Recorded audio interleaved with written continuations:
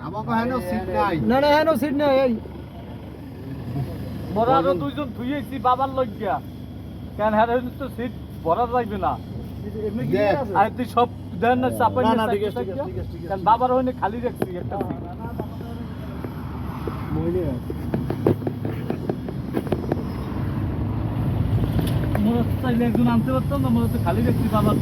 না না বেশি আমরা ঠিক আছে আমরা এই দিন আমরা সোহেলের নাম বলে একটু দাও ওইস ক্যামেরে বলেছিল